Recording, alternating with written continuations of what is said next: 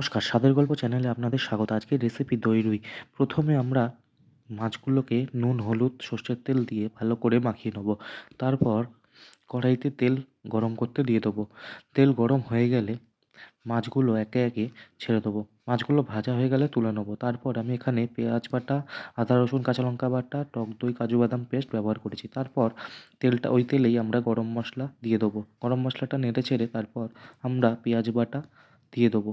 তারপর ভালো করে একটু নেড়ে চেড়ে আমরা আদা রসুন কাঁচা লঙ্কার পেস্টটা দিয়ে দেবো। দিয়ে ভালো করে কষিয়ে নেবো। আদা রসুন তারপর নুন দিয়ে দেবো। নুন দেওয়া হয়ে গেলে ভালো করে নেড়ে চেড়ে কষিয়ে নেবো। তারপর একটু চিনি দিয়ে দেবো। দেওয়ার পর আমরা টক দই আর কাজু বাদামের পেস্টটা দিয়ে দেবো। দিয়ে ভালো করে কষতে দেবো। তারপর জল দিয়ে দেবো। দিয়ে ভালো করে এটা ফুটতে দেবো যাতে তেল বেরিয়ে আসে। তেল বেরিয়ে আসার পরে কাঁচা লঙ্কা দিয়ে আর মাছটা দিয়ে ভালো করে কষিয়ে নেবো। তারপর আমরা গরম মশলা আর ঘি দিয়ে ভালো করে নেড়ে চেড়ে ঢাকা দিয়ে দেবো। তারপর ঢাকাটা তুলে নিলেই রেডি আমাদের দই রুই।